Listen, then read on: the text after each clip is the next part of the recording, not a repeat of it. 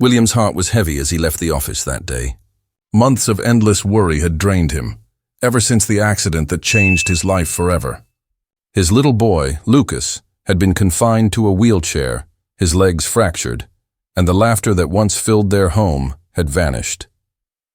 He decided to come home early, hoping to steal a quiet moment with his son. But the moment he opened the door, everything stopped. There was Lucas, standing, walking, not perfectly but step by step, with determination shining in his eyes. And beside him, steadying him, guiding him, was Naomi, his maid, his son's secret guardian angel. She had been doing it all, tending to Lucas, keeping the house in order, and somehow bringing hope back into a home that had felt broken for so long. William froze, unable to believe what he was seeing. How had Naomi managed this? How had she transformed despair into a miracle before his very eyes? And more importantly, what would happen when he realized just how much she had changed their lives? He had no idea that this single moment would make him question everything he thought he knew about care, love, and family. What William sees next will leave him speechless, and it's a moment you absolutely cannot miss. Maya had always believed the world was fair. At least, that's how she tried to see it. Each morning she walked the same bustling streets of her city, greeting shopkeepers and neighbors with a warm smile. Her life was far from perfect, but it had a rhythm she cherished. She loved her job at the marketing firm, where she spent her days creating campaigns, meeting clients, and sharing quiet laughs with colleagues she considered friends. Evenings were simple pleasures, cooking dinner, reading, or visiting her younger brother, who lived just a few blocks away. Maya's world was ordinary, yet vibrant. On weekends, she volunteered at a local community center, helping children with homework, listening to their dreams, and sharing stories of hope. Friends often said she had a rare spark, a way of making others feel seen and valued. And indeed she did, until subtle cracks began to appear in the glass walls of her life. At first it was small. A colleague's forced laugh at a joke she didn't understand. A manager's raised eyebrow when she suggested a new idea. She brushed it off, telling herself that maybe people were just having a bad day. But then she noticed it more. Invitations to lunch that never came, overlooked for projects she had more experience in, side comments about her fit with the team. It felt almost imperceptible at first, like shadows stretching across the bright corners of her life. Outside the office, the world mirrored the same coldness. On her walks, strangers' stares lingered a second too long. Shopkeepers' smiles faded when they realized she was black. Parents at playgrounds seemed to subtly pull their children away. It wasn't dramatic, not yet, but it was a quiet reminder. Maya's skin made her different, and difference came with consequences. Even in her home, where warmth should have reigned, the tension seeped through news reports, casual comments, and hushed conversations she overheard. A creeping sense of unease began to settle over her life, like a storm gathering on the horizon. She had no idea that the prejudice she had glimpsed in passing moments would soon crash into her world in ways she could never have imagined. Maya's story isn't about anger. It's about resilience. It's about a life that will be tested, a spirit that will be challenged, and a system that will push her to the edge. But for now, her life is normal, her days are familiar, and the world still seems mostly safe. The tension is subtle, like a quiet hum beneath a melody. But soon, that hum will grow into a deafening roar. The cracks in Maya's life widened faster than she could have imagined. At work, the subtle whispers turned into direct scrutiny. A client meeting that should have been routine became a nightmare. Her ideas were dismissed outright, while similar suggestions from her white colleagues were praised as innovative. She felt the cold sting of being invisible, and yet painfully visible at the same time. Every mistake magnified, every achievement minimized. One afternoon, her manager called her into the office. His tone was polite, almost kind, but his words cut like glass. "Maya, perhaps some roles are just more suitable for others," he said, glancing at her with a faint smirk. She swallowed hard, her hands trembling slightly as she left the office. She had never felt so small in her life, and yet something inside her refused to break. The tension bled into her personal life. Grocery store clerks avoided her gaze, sometimes even ignoring her presence entirely. She overheard conversations where strangers subtly criticized her, assuming things about her life, her work ethic, her worth. At a neighborhood community event, parents averted their children when she approached, and whispers followed her like shadows.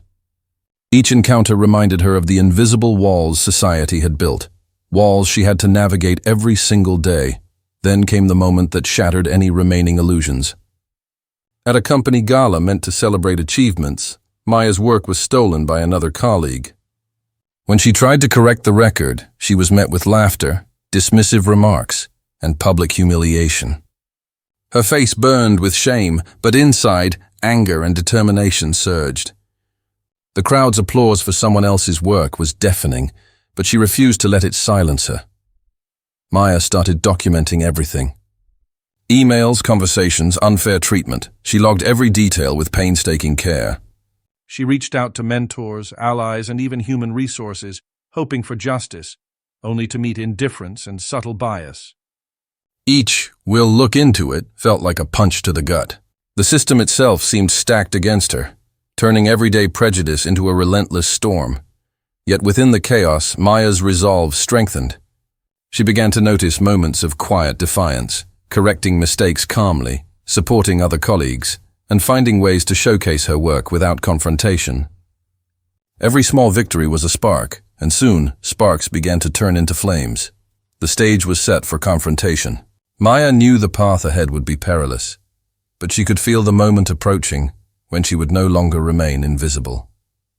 And just as she prepared to take that leap, an unexpected email arrived, one that would change everything. She paused, staring at the screen, heart pounding. Could this be the opportunity to finally claim her voice? Or a trap waiting to humiliate her even further? The day had been like any other, but Maya knew something was different. The tension in the office was almost tangible, buzzing in the fluorescent lights above her head. Every step she took felt heavier, every glance from her colleagues sharper. She had documented months of subtle and overt discrimination, endured countless sideways remarks, and had been humiliated publicly more times than she could count. Today, she would no longer remain silent. The meeting room was packed. Senior executives, managers, and peers were seated around the polished table, murmuring quietly as Maya entered. The familiar sting of exclusion washed over her. Papers shuffled without her input, eyes darting to her only to quickly look away. But this time, she carried more than papers and a laptop. She carried months of courage, painstaking evidence, and an unshakable resolve. As the discussion began, a colleague interrupted her mid-sentence, dismissing her proposal as ambitious, but unrealistic. The words hit like a blow, but Maya's voice didn't falter. She calmly laid out her project, presenting data, client feedback, and months of hard work. Her tone was firm but measured, her eyes locking with the manager who had subtly undermined her for months. If ambition is unrealistic, then perhaps we need to rethink what we call possible, she said, letting the weight of her statement sink into the room. Gasps echoed around the table. Some faces were pale with shock. Others masked discomfort with polite smiles. For the first time, Maya felt the power of being seen, not for who others assumed she was, but for the truth of her talent and dedication. Then came the confrontation. The manager, red-faced and defensive, accused her of overstepping, of challenging authority, of disrupting team harmony. But Maya didn't back down.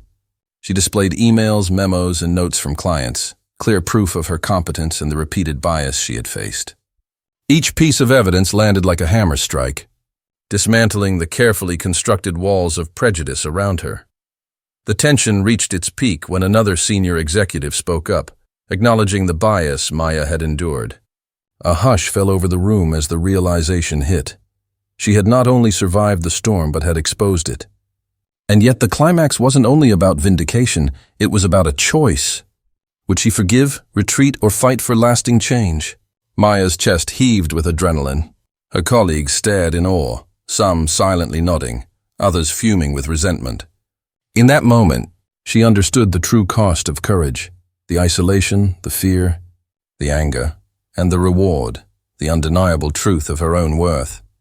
And then, Just as she was about to step back, to take a breath and let the moment settle, a phone buzzed with a notification that would change everything.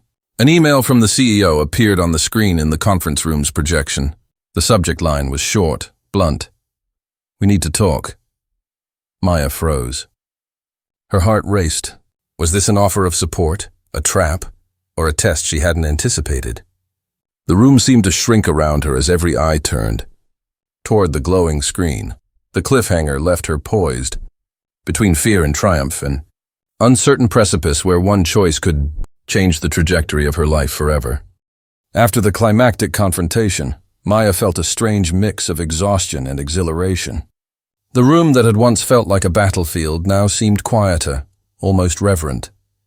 Colleagues who had whispered and laughed behind her back now avoided eye contact, a silent acknowledgement that the truth could no longer be ignored.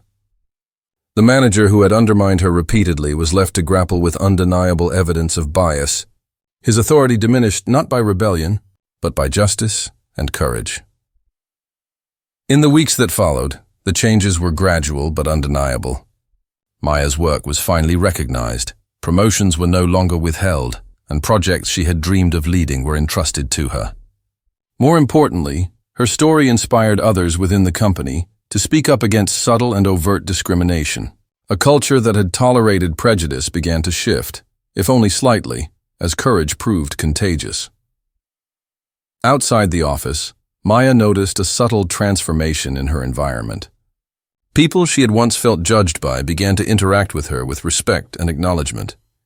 It wasn't perfect, prejudice still lingered in hidden corners, but she understood that change often begins with one brave voice. She also became a mentor to younger Black employees, guiding them through the challenges she had endured and empowering them to assert their worth unapologetically. Maya's personal life regained its warmth. She returned to her community center work, sharing her experiences with children and young adults, emphasizing resilience, dignity, and the importance of standing up against injustice. Friends and family who had worried for her emotional well-being celebrated her courage, understanding that the battle she had fought was more than professional.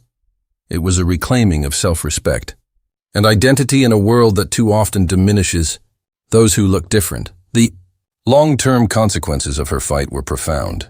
The manager who had repeatedly tried to undermine her was reassigned, not out of vengeance, but to ensure accountability and fairness. Colleagues who had ignored her began to reconsider their own biases. And Maya herself, stronger and wiser, learned that true courage does not come from confrontation alone, but from the persistence to uphold dignity even when the world seems stacked against you. As she reflected on her journey, Maya realized a powerful truth. Racism and prejudice are corrosive forces. They destroy families, erode trust, and weaken communities. But courage, empathy, and unity can heal, restore hope, and inspire transformation. Her fight wasn't just for herself. It was for every person who had ever felt unseen, unheard, or undervalued. Maya's story concluded not with vengeance, but with empowerment. She became a symbol of resilience, showing that one person's determination can spark systemic change. And though she knew that prejudice would never fully disappear, she had proven that hate could be confronted, injustice could be challenged, and dignity could be reclaimed. Her final reflection was simple yet profound. Standing up against discrimination is never easy, but it is always necessary. When courage meets persistence, when unity confronts hate, change becomes possible, and hope becomes tangible. The moral takeaway resonates clearly. Racism destroys families, prejudice weakens communities, but unity brings healing, courage defeats hate, and the human spirit can endure even the harshest trials.